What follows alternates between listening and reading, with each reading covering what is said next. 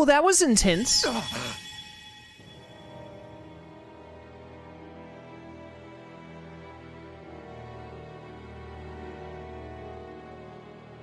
That was the spirit channeling ceremony just now. No, it was more than that. What the hell was that? It felt like everything was on the brink of... like the whole world was seconds from... Oblivion. It's the same vision as the one my thorns show me. A vision of impenetrable darkness that swallows up us and everything else. An empty void. A nothing so complete and dominating that there aren't even words to describe it. The end of time. The visions of the apocalypse you've been seeing. If I'd known how bad they were,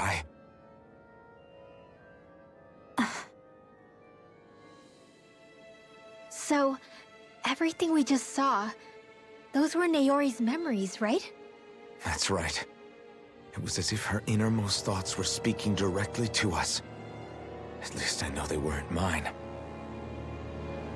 That power flowing into her, it reminds me of Shion's thorns. If they're what's responsible for all these visions she's been having, then maybe... Maybe my thorns are made from that same astral energy? If that is the case, we just found the missing link between your thorns and what happened here 3 centuries ago. No, more than a link. Perhaps even the very heart of the matter. I've never felt astral energy so powerful. What was that? If it's the same energy your thorns are made of, it must be dark astral energy, right? And isn't that something only Renans have? Correct. Dark astral energy is possessed by Renans alone. And when enough astral energy gathers together, it develops its own form of sentience. If so, maybe that complete oblivion is exactly what the Renan astral energy's will is wishing for. But why? I don't know. Will can be a pretty vague thing to nail down. It's more of a feeling, just like the will of Dahna. But the will of Dahna is made up of astral energy too, right? And if that's what's been showing us these visions... I don't know, should we really be getting so involved with this thing? Dahna's will would never want oblivion. But you can't say that for sure! Cut it out, you two. Squabbling over theories will get us nowhere.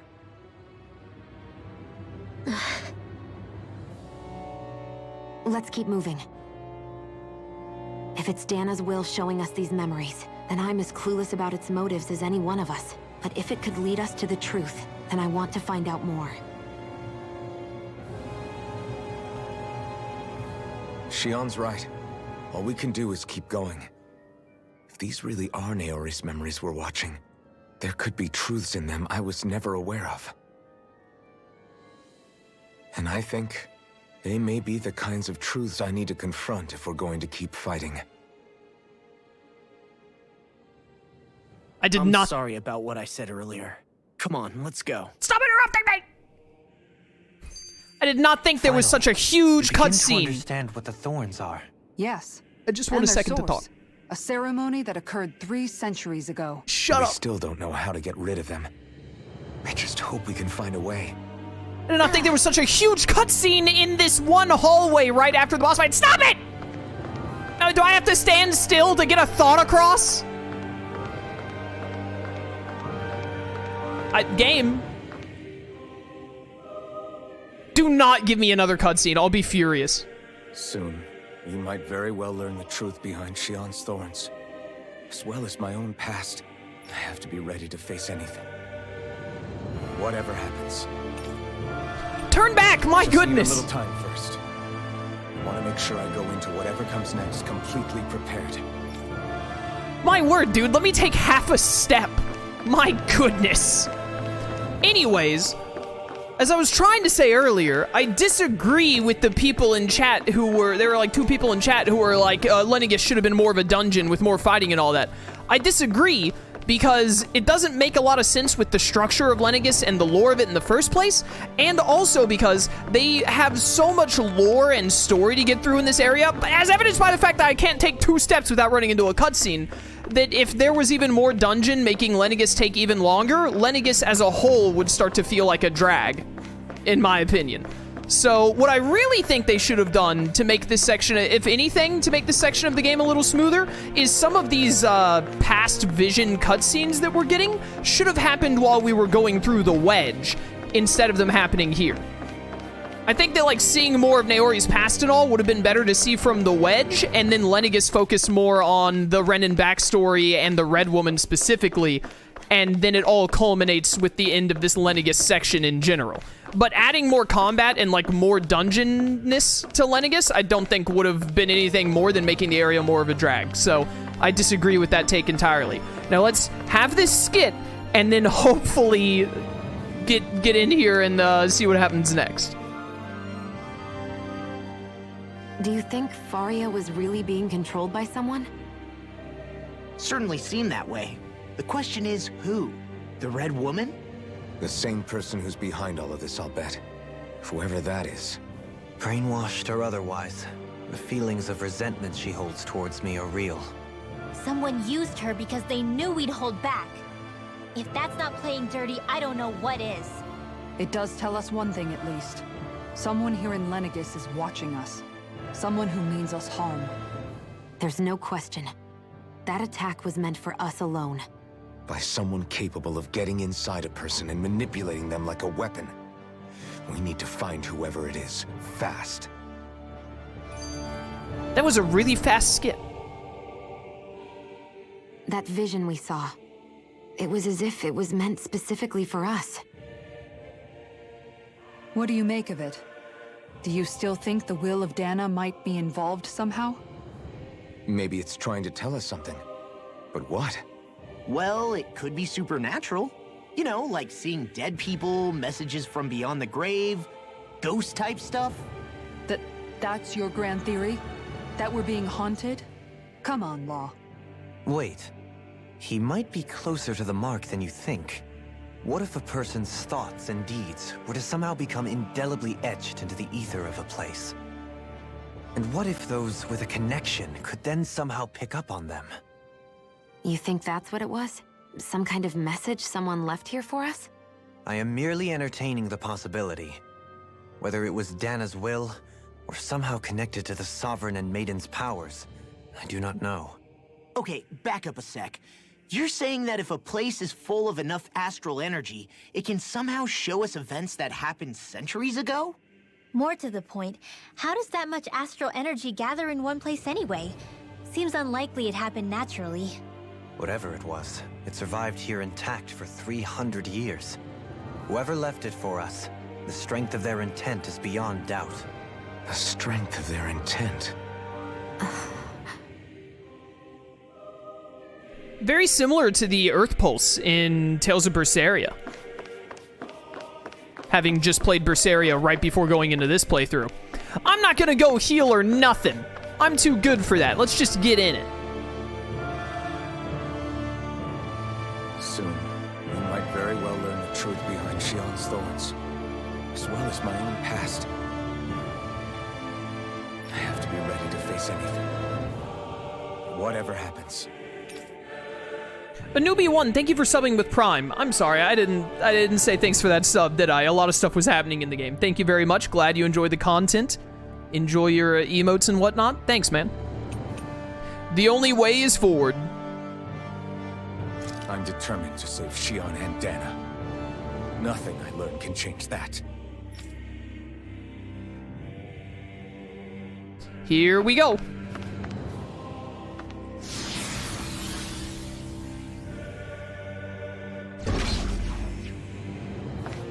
You wouldn't happen to have another heal spot for me down here, would ya? Hold up, you guys. What is it? I want to look through that room over there. I'm curious what we'll find.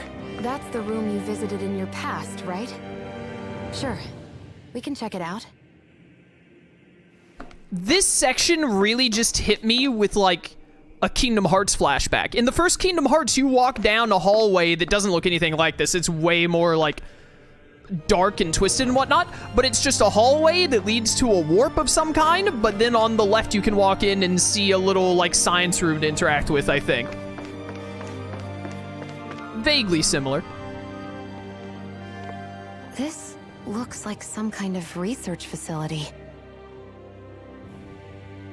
A laboratory secreted away in the Forbidden Zone. Why am I past being surprised at this point? Looks pretty deserted. Let's check it out. It might give us a new lead.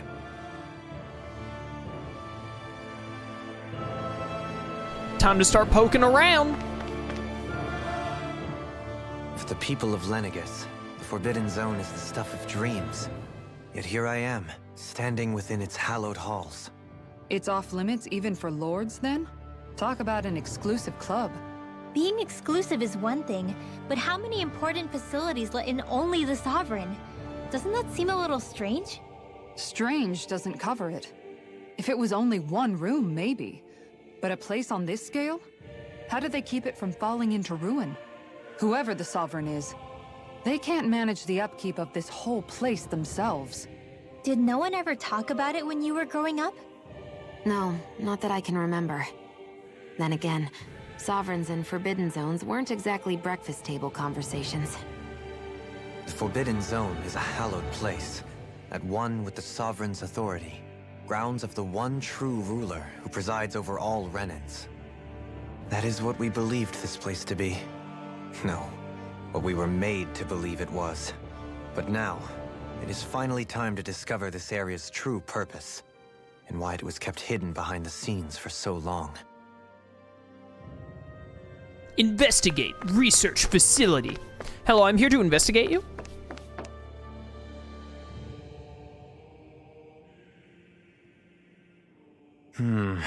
I think I can make this work.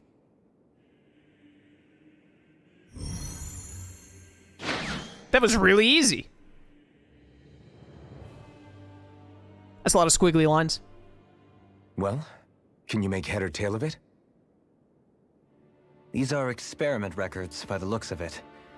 Reams of them, dating back hundreds of years. Let's see. A composite being capable of controlling Dahnan astral energy so as to convert its molecular and elemental makeup. The creation of a governing central figure, taking the form of a Dahnan. Codename Sovereign. Sovereign? Wait, there's more. Research into utilizing force field crystals for the purpose of stable astral energy containment. That must be the master cores. With all this raw data, there's bound to be records here somewhere about the Maiden and the Lords, too. About the lords? Why would they be on there? Think about it. The Lord's crests are clearly of a piece with those of both the Sovereign and the Maiden. Not to mention the fact that the contenders to the crown are selected from otherwise regular Renan citizens. In other words, it may be that all Renans are unwittingly being made subject to some kind of grand scheme. What about the Sovereign? Does it say anything else? Where do I start? All I've read so far is the headlines. There's so much here. To sift through all of it would require specialized... Wait. What is it? Did you find something? It's a list of names, with the title, Test Subjects, Sovereign. It's your call. Read it. There must be dozens of test subjects listed here. Hundreds even. All of them failures. Wait, I think I've found one that was successful. Test subject number 1273. Ethnicity, NA. Unique adjustment index, generation, NA. Given name, Alphen.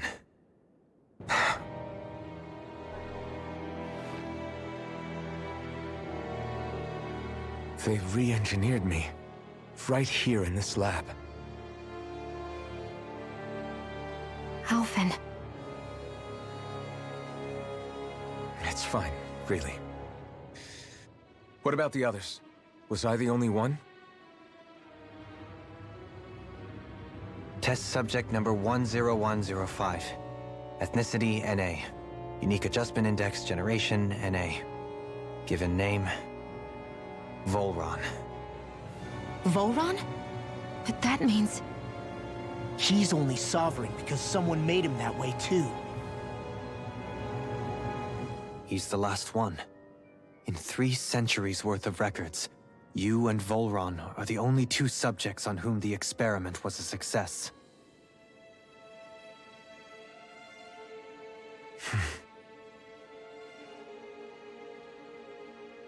But what about the winners of the crown contests? Does this mean that none of them were ever crowned sovereign after all? Upon victory, the Sovereign shall return to Rena and rule over Rena and Lenegis combined. When a new Sovereign is decided, the outgoing monarch shall relinquish their post and live out the rest of their days on Rena. So we were told. But according to these records, there have only ever been 2 Sovereigns, neither of whom had anything to do with the crown contest. It's all lies, including the part about the Sovereign residing in Rena. The crown contest was never about deciding a new ruler. It must always have been devised for some other purpose. But even supposing that's true, someone must have been in charge for the past 3 centuries, right? If it wasn't the Sovereign, then who was it? Crown contests have been held this whole time, in spite of the fact that there was already a Sovereign. Me. Meaning that for the past 300 years, someone out there has to have been maintaining that lie. The same person I'm willing to bet is behind all this. The Red Woman? It's possible. But that doesn't necessarily mean she's the mastermind behind this scheme. She could be working for someone else. Someone back on the Renan homeworld. Either way, it's fair to say she's definitely involved somehow. What about the data records? Is there no other information that could help us? Not that I can see. Just file upon file of experiment results. There's nothing here about who's behind all this, or what their endgame is, unfortunately. I've barely managed to scratch the surface, mind you. You won't be able to read through it all, but you're welcome to take a look through what you can, while we're here. I'll do that.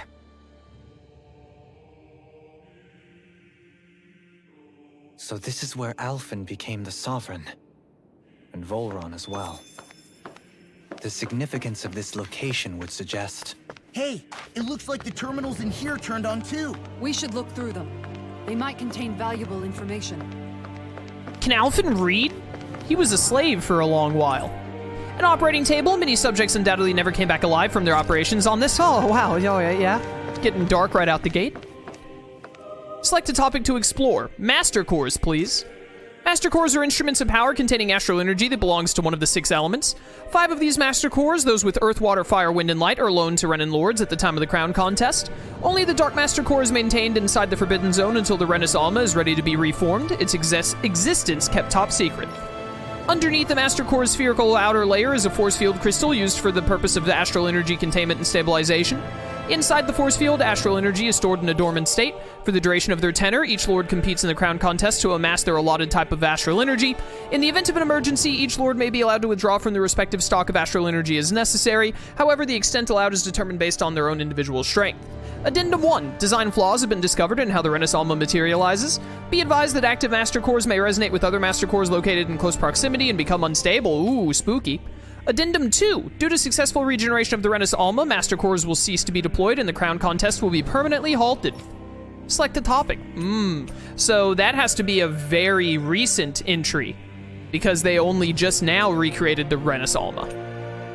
Spirit cores.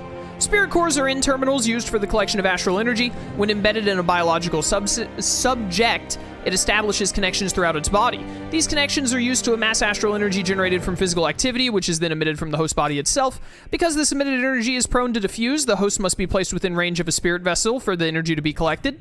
This means that Dahnans must be employed to harvest the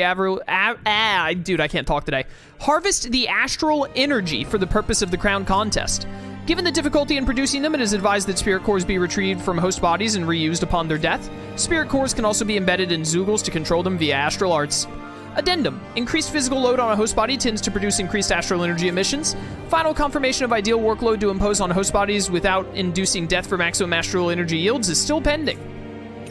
Alright, that's all for that one.